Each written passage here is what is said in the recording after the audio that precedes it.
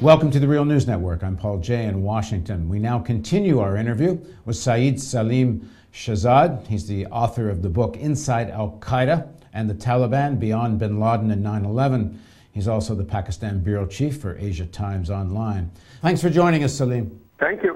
Based partly on what you've written, it seems that the more pressure the U.S. puts on the Pakistan army to participate in the Afghan war and to deal with Al-Qaeda Taliban elements, the more it splits the army. How serious a division is there? There are several dimensions of this split.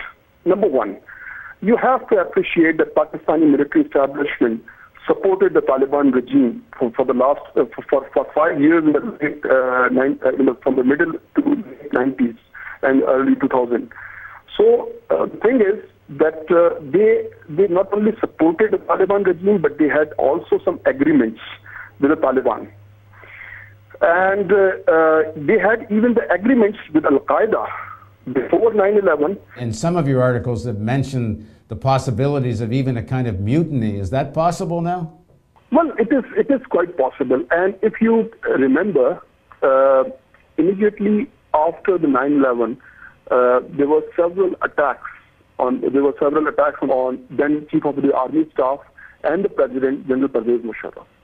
And each of those attacks, there was a connection of Pakistani armed forces.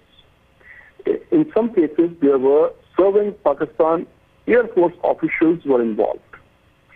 So you just cannot set aside the element of a limited mutiny in Pakistan Army.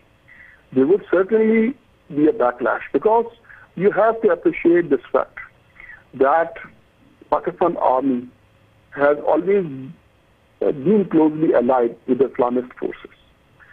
They had agreements with the Taliban in the past when they were ruling Afghanistan. And they had even the agreements with Al-Qaeda when they were living in Afghanistan under the Taliban regime. They had even the agreement with Al-Qaeda when Lieutenant General Mahmoud, the ISI, visited Kandahar after 9/11, and he met with Osama bin Laden.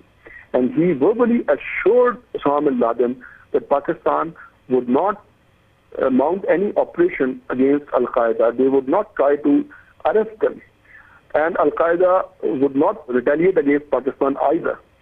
So under the same very agreement, Osama bin Laden and all the top Al-Qaeda members were allowed to sneak inside Pakistan. And the crackdown was mounted only when, in 2003, when Pakistani intelligence wrongly reported to General Pervez Musharraf that Al-Qaeda was behind the attack on his motorcade in 2003. As a reaction, then Musharraf ordered a crackdown against Al-Qaeda and all the jihadi organizations. And then, of course, Al-Qaeda also retaliated against the Pakistani military establishment and General Pervez Musharraf. So the thing is that the element of the element of a limited revolt or mutiny within the Pakistan army is there, and you just cannot, ignore that. Now, how has the broader sections of Pakistani public opinion reacted to the killing of bin Laden and what's going on in terms of the controversy with the military and the ISI? I mean, what do I know there's no such thing as most Pakistanis, but in terms of the sort of majority of urban Pakistan public opinion, you could say, what do they think? The majority population of urban Pakistanis are completely disillusioned with the Pakistani military establishment. They are least bothered about anti-Americanism. They are least bothered about Al-Qaedaism. They are least bothered about Pakistan's military role. But they do bother about 2-3 things. One is the economic meltdown in the whole country, the economic crisis in the country. They do bother about and they do concern about on the question of Pakistan's sovereignty, which is under siege from all sides, not only from the American side but also from the militant side. I mean, they are very much concerned that Pakistan has turned into a proxy battleground by all sorts of forces, not only from the Al-Qaeda side and the American side, but also Iranians and the Saudis are very active inside Pakistan, and they are paying money to different groups and different militant outfits to settle the score against each other. So the thing is that they are completely disillusioned with everybody, and they are looking for some new leader who would take the country out of the crisis, of the economic crisis, of the political crisis, and the identity crisis, Pakistani's identity crisis. That what is Pakistan is really up to? Is it a republic? Is it an Islamic republic? Is it a democratic state, or what? So they are actually they are completely disillusioned with the situation. The Americans have positioned the death of bin Laden as a possible opening for negotiations with the Taliban, that now the Taliban can separate itself from Al-Qaeda, and there's some kind of a process that can now be negotiated. Do you think there's any merit to that argument? I don't think so. They are dreaming, actually. Number one, they underestimated the,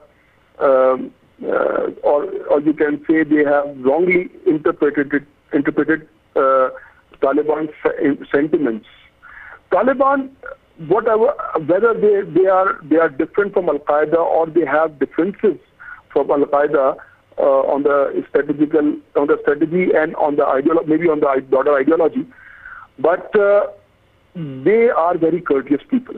And since Americans have assassinated Osama bin Laden, this is no occasion for the Taliban that they would ditch Al-Qaeda and they would switch to Americans. It is quite possible that after 5, 6 years after many years, they would behave differently.